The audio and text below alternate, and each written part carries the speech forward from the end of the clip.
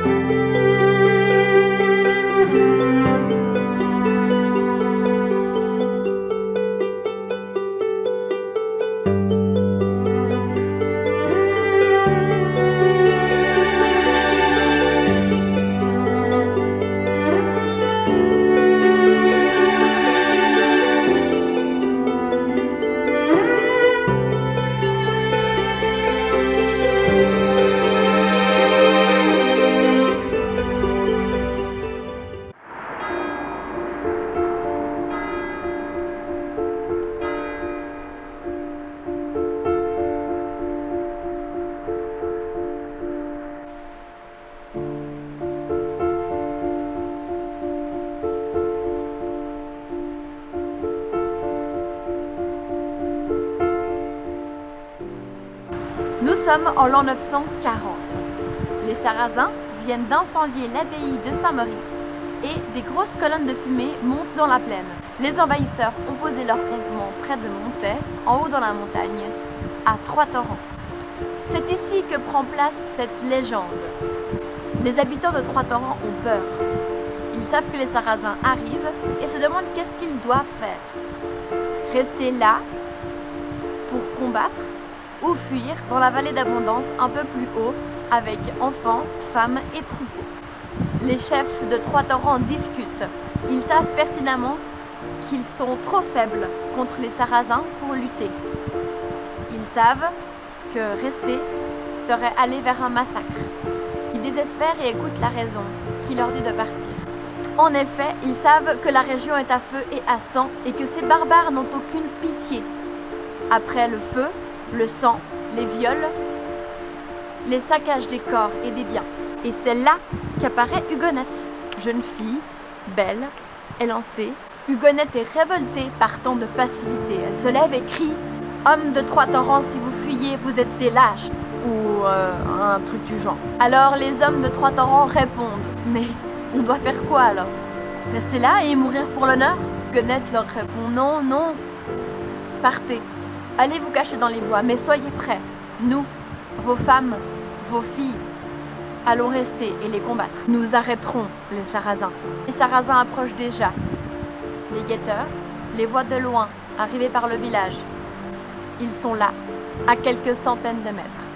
Les cloches sonnent, les portes s'ouvrent et sous leurs yeux débarquent une dizaine de jeunes filles. Elles sont calmes et détendues.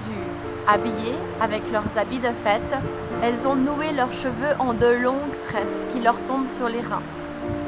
Elles ont ajouté à leur corsage quelques fleurs des champs, primes verts, boutons d'or, violettes et autres muguets. Mais elles cachent des sacs sous leur tablier et cela intrigue les Sarrasins. Interloqués, les Sarrasins observent ces dizaines de jeunes filles s'approcher et ils ne pensent plus à la guerre. Ils pensent « Non, la récompense va être plus facile que ce qu'on pensait. Ces jeunes filles sont-elles les ambassadrices du village de Trois-Torrents? C'est un présent offert aux vainqueurs. » Hugonette est à la tête de cette troupe et commence à chanter. Ses camarades reprennent ses chansons avec leur voix cristalline. Elle chante à pleine voix et s'avance vers les Sarrasins.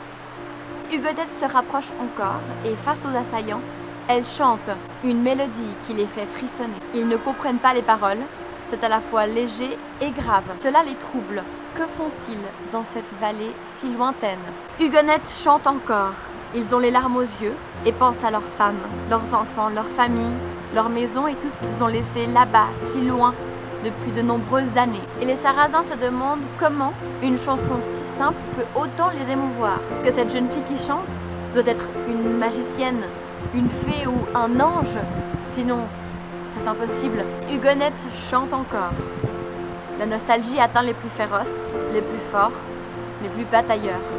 Ils pensent à leurs amours abandonnés et se demandent pourquoi Ils ont besoin d'armes contre ces si jolies filles, ces jeunes enfants. Huguenot chante encore. Les Sarrasins sont ensorcelés, hypnotisés. Insensibles, les filles de Trois-Torrents sont maintenant tout près des Sarrasins. Elles leur jettent des fleurs et les interpellent gentiment, en souriant. Et les Sarrasins leur disent « N'ayez pas peur, vous êtes belles, vous êtes si belles, on ne vous fera aucun mal !» Les filles rigolent.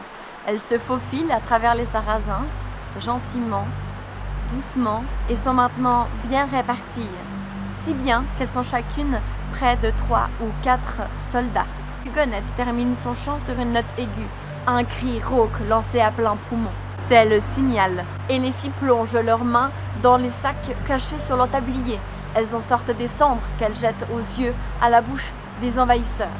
Ils sont aveuglés, étouffés, ça leur brûle. Ils sont pliés en deux de douleur, mais n'ont pas le temps de se ressaisir que les hommes débarquent du bois. Et les hommes de Trois-Torrents les transpercent, les assomment, les frappent, les clouent. Un massacre. Pour quelques instants, les Sarrasins sont anéantis. Certains survivants se lèvent, courent et partent en laissant leurs armes sur place. Ils vont dans la rivière et la teintent de rouge. Depuis ce jour, les femmes de Trois-Torrents ont la première place à l'église, tout devant, sur les premiers bancs. Personne n'a jamais osé contester ce droit que les femmes ont grâce à Huguenot, la brave, cette jeune valaisanne qui a sauvé Trois-Torrents des Sarrasins, simplement en chantant.